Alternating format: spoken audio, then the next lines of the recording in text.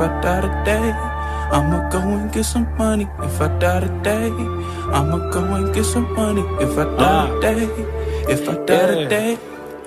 Cold flows for a cold mind, see a new world, but I'm so blind. Kick rocks when your time's up, better start digging like a coal mine. Cold heart, seen cold times, it's a bold move, but the sunshine raise up when you...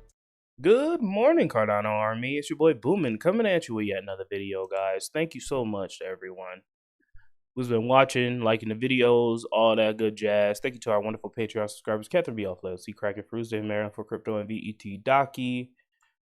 Not gonna spend too much time on the intro. We've got some a long Charles Hoskinson video to watch here. I think it's worth playing. So thank you to OneCom, ticker symbol 1COMM. You guys know the drill. Keep Cardano decentralized. And how we're gonna do that is by delegating two small projects like OneCom, 0% fees until at least the end of 2023 for all existing and new delegators, guys. Thank you again to OneCom for being 10 toes down during the bull run and the bear market. Delegate to them now. Again, thank you to all of our Patreons. And let's get right into the show, guys. So we got Charles Hoskinson here. The Cardano Summit is happening right now. All right, which is pretty awesome. Every year we've gotten some pretty amazing results. I remember in 2020, it was the unveiling of World Mobile Token and them partnering with Dish. Now, I have not seen anything with that Dish partnership. I'm going to have to do a little bit of digging. Last year, they unveiled Midnight and other things. So that's pretty cool. So yeah, I figure, this is good. Since the summit's going on right now, we could just play the video. And yeah, that's pretty much it. So I love you guys. Let's keep chopping wood. And I'll talk to you guys tomorrow with the Vechain and Cardano updates. Have a good day, guys. Thank you. Hey, everybody. All right, there we go. Well, I love Dubai. It's wonderful to be here. Been here for 2 days, almost over the jet lag, feeling good. Getting up in the morning, working out. When I come here, I can't help but think of the 1870s in the UK. So people around the world in the 19th century was the British Empire, and the United States was actually viewed as kind of a bit of a rebel backwater. Our debt was worthless. Nobody really wanted to do business with us. We kind of did our own thing. But the British, they ran the world. Very young Junius Morgan went to London, and he worked under George Peabody, and they sold bonds. And his whole thing was trying to sell the debt of the states of America to the British. The British laughed at them. They said, "Why in God's name would we buy your debt? You're just going to default. You guys are a bunch of rebels. Haven't you forgotten what happened a little while ago?" Fast forward 30 years later, the United States became a superpower. We became the financial center of the entire world. We did that because we had humility back then. We were an immigrant country. We welcomed everyone. They came to us. Didn't matter who you were, the Irish, the Italians, Norwegians, child of immigrants. My grandparents on my dad's side came from Norway. Grandparents on mom's side came from Italy.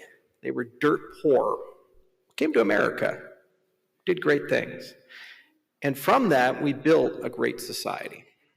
Look at 2023, and I'm in an industry, the blockchain industry, which is creating, in just 14 years, nothing to $3 trillion of value. We are the future of finance, the blockchain industry. Every single dimension of what we do is fundamentally redefining intellectual property, commodities, securities, how currencies work, central bank policy. There is no technology that has been this pervasive and useful from everything from national ID to ESG and all the things in between. A humble nation would look at these things and say to itself, how do we get some of that? Instead, in the US, our Treasury Department is suing most of the people in my industry. FinCEN, others, they say, oh yeah, okay, you're fine. The SEC shows up, they give you the right to have an IPO, 2 years later, come after you. Smart countries take advantage of the stupidity of falling empires. We did in the 19th century. We saw the British, the arrogance they had, and we said, we can do better. I come here, and what's my experience in the last 2 days? I went to Abu Dhabi and met with the ADGM, soon to meet with VARA. And you know what? They have open arms. They say, we're here to learn and listen. Things can change in weeks if they need to. Our goal is to build something that will last a century.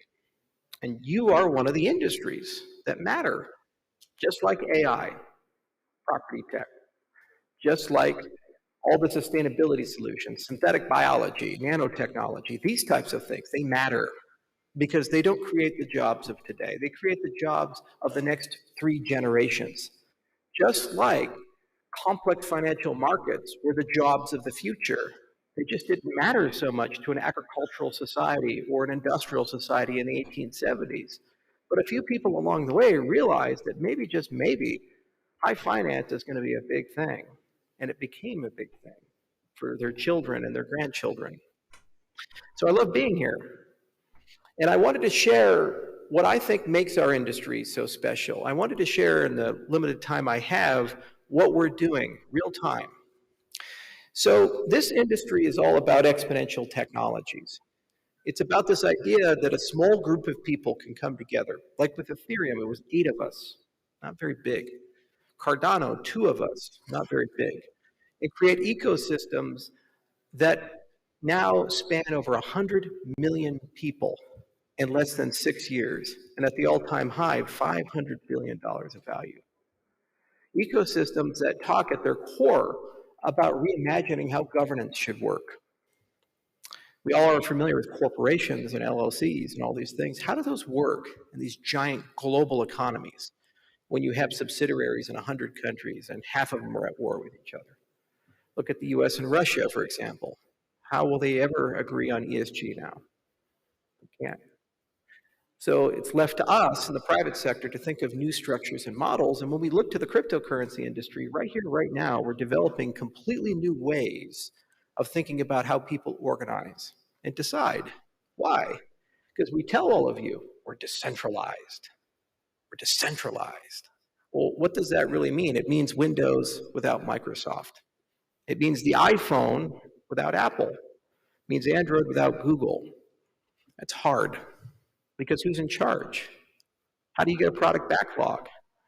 How do you make decisions? Which customers do you prioritize? How do you compete? How does chaos compete with order? Think of these things. These are the questions that our industry, real time, with $1 trillion behind it, has to answer. It's not optional.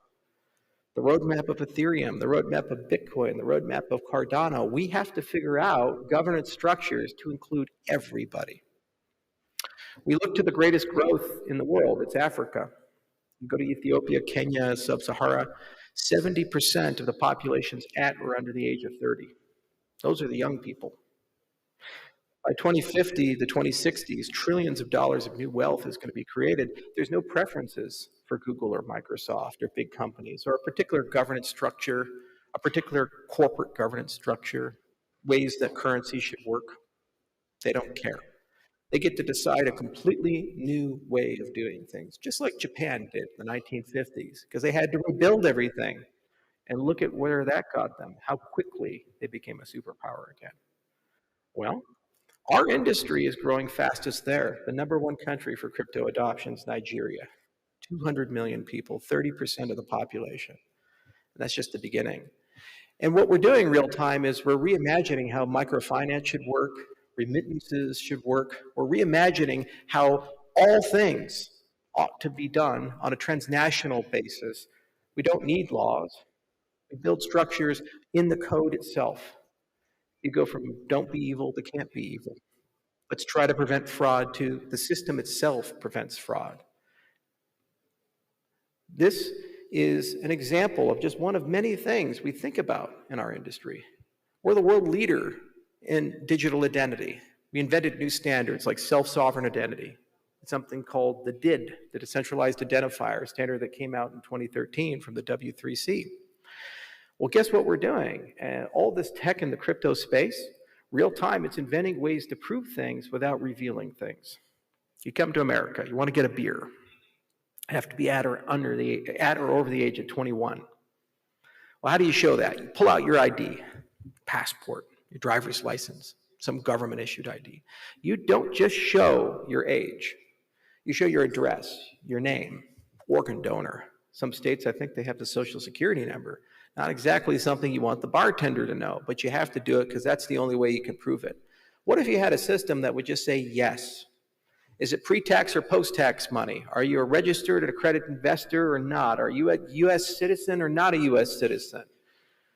Are you allowed to be here? Not allowed to be here? Are you allowed to play in this? Or are you not allowed to play in this? These types of things. I'll wait for them to finish. That's called a zero knowledge proof. Before the cryptocurrency space came around, there was a collection of places like MIT and other places. Write a paper or so every year. It was an academic thing. Our industry has brought billions of dollars of R&D into this industry. We publish hundreds of papers now, write software at a rate you wouldn't believe. We've advanced the state of the art by 25 years in the last 3 years alone. And in the next 5 years or 10 years, you know what's going to happen is that technology is going to work its way into the financial industry. And what's your number one problem when you're an exchange? What's your number one problem when you're a bank? What's the thing that keeps you up at night? What's so hard about all the things you do and say and think? Compliance. Every day you run into these things. I have to, just been fined. JP Morgan Chase, $19 billion in fines in the last 20 years. You live it. You suffer from it. You lose customers over it. The wars of the West and East, they come here and they make you fire your customers. They make you pick sides and you just want to do business. Well, maybe, just maybe, you could automate all that. Could you imagine if all the regulations were in code? Their libraries, their APIs, you could just call them. To be in full compliance, all you have to do is just call a library, an API, software. Because at the end of the day, your customers live everywhere. Think about these cryptocurrency networks. Ethereum, Bitcoin, Cardano. Hundreds of unique jurisdictions, thousands, if not millions of people every single day coming to applications, using them, a DEX, trading with each other. Some days it's Switzerland, other days it's Singapore, some days it's Abu Dhabi. That's how modern finance works. You don't know where they come from, but you just have to get them to play by rules. And if it's all software, the software will figure it out, not the entrepreneur. And the regulator can update it real time every day. That's an innovation our industry is bringing in this open regulatory standard, open law, code-based law. It's pretty remarkable. So innovations in governance, innovations in identity, innovations in privacy and zero-knowledge technology, innovations in the automation of regulation, just a handful of things. It's pretty cool. What about intellectual property? How many people here know about AI, generative AI, open AI, Claude, Anthropic? You got Google Gemini, not to be left out. Facebook has Llama, all these models, cute little animals. Here's what it translates to. The single most important technology of our lifetime, artificial intelligence, is on track to be controlled by 5 companies. 5 companies. They're all in the United States. Not so good for the rest of the world. Why? Because this is something for everybody, not just a few people. And it's not good to give so much to so few. The problem is, how do you govern something so powerful as AI without having some good custodians behind it? You hear about alignment, you hear about safety. Well, turns out that our industry is the regulation layer for these types of technologies. In the same way you can build the Bitcoin protocol or Ethereum or Cardano, you could build a decentralized large language model. Why? We have mining. Sounds a lot like training, doesn't it? You need data, don't you? Lots and lots and lots of it. That's why Google and Microsoft and Amazon and Facebook are in charge of this. Why? Because they have billions of customers. And for the last 30 years, they've been kind of learning every single thing about them. In fact, I read an article years ago, Google knows you're pregnant before your boyfriend does. It's true. They know everything. And the problem is they don't share that. And if they control the fuel of training, it means they control the models and they decide who gets to use them. So what if you could democratize data? You can make it everybody's concern. bringing everyone together. This is what the cryptocurrency industry effectively does. Who owns Bitcoin? Who owns all the data on it? No one, and thus everyone. That's the magic of these types of systems. So when you talk about large language models, where do we want to go? Well, wouldn't it be nice that the training, the data, the RLHF, the reinforcement learning with human feedback, all those things, all that's controlled and governed by a decentralized system, and every single person in the world has equal access to it, can use it in their way, how they want it, where they want it, when they want it? I'd like that. That's a better world. You see, that's the core ethos of who we are and what we do and what makes our industry so special. It's not about the big egos and the big companies, the Steve Jobses and the Bill Gateses fighting each other in titanic battles, the iPhone versus the Samsung Galaxy. It's just about freedom. It's about building services and businesses and concepts and ideas and giving it to every single person, the whole world, everybody, each and every person. Why? Because we're all equal at the end of the day. We're all humans. Basic principle. And we deserve better, and we deserve the businesses and services that we desperately need to stay alive and thrive to be fair. And the problem with the world, the way it works right now, and it's always worked, has been it hasn't been fair. There are winners and losers. And I think we'd like to live in a better world. That's what ESG is all about. SDG is all about. Here in Abu Dhabi, just across the street, they're holding COP28 at the end of the month. What are they going to be talking about? How do we make the world better for everybody? How do we heal the world? How do we all get along and work with each other? When it's not fair, there can't be peace.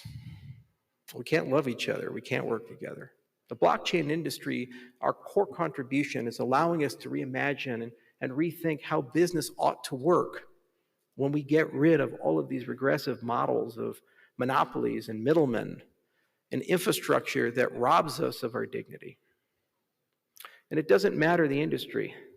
This has been the only time in my life where I've had the unique opportunity to be in a music video with Snoop Dogg and at the same time talk to AI CEOs and everybody in between, because they all have the same problem at the end of the day. There's somebody in the value chain, whether you're a nation state all the way down to an entrepreneur wanting to get some money and you don't happen to live in Silicon Valley. There's somebody in the value chain that acts as a wall or a gatekeeper. And the person who gets through is in spite of the 9,999 other people who didn't get through. We went to Africa, Kenya, Ethiopia, all these places, and we saw it firsthand. We saw it firsthand when we went to Vietnam. We saw it firsthand. We went even to Japan.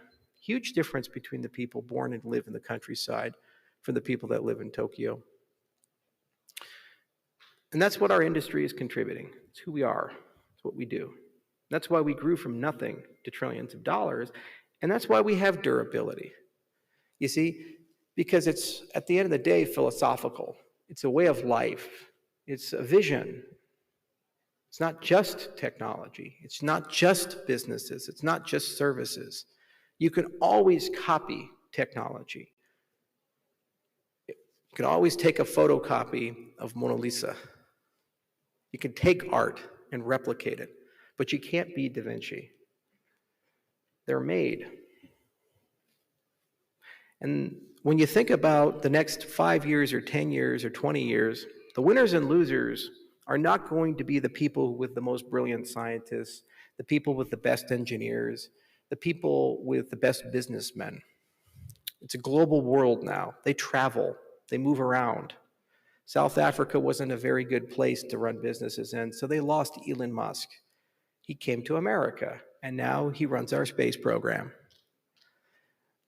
It's the people who have the humility to admit that they need to create a place for the best to live, which is why I'm very bullish about this region. When we look to Dubai, when we look to Abu Dhabi, when we look to the Emirates, and all across MENA, I see people who dream big dreams. I see people that want to solve problems. I see people who don't give up and they have an indomitable spirit. means the world to me because we've lost that in the United States, just like the British did in the 19th century. When I look to my own streets, I see people that are so pessimistic, and they say to themselves, we can't, and they give 1,000 excuses.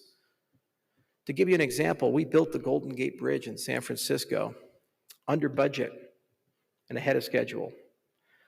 It cost more money to build the suicide nets under the Golden Gate Bridge than the bridge cost. It took an extra 2 years to build them. That's where we're at. That doesn't happen here. So the future belongs to the bold. The future belongs to the humble. And our industry is all about rewarding that, because at the end of the day, we've equalized all the things that keep us so distant and apart from each other. The technology, the idea flow, the financial markets, the financing, and ultimately our identity and property. So thank you all for being part of this movement. Thank you all for building in this movement. Each and every one of you has your own project, your own idea, your own thing at different stages, and your own concerns. Just talking to people outside, some were in construction. Some people are building a quantum-proof blockchain out of India, and there's everything in between. That's just here, a little hotel in Dubai. And just like this, there's rooms in Singapore, there's rooms in India, there's rooms in Europe, in the United States, South America, and they're doing exactly the same thing. And any single time you do something, your success becomes a global success. It contributes to our industry. That's the final point and the value of it. You're not building alone anymore. Every brick that's forged is in a same wall that we all get to use. So thank you for making my life a little easier, and I hope I can find ways to make your life a little easier. And thanks for being part of the revolution. Cheers.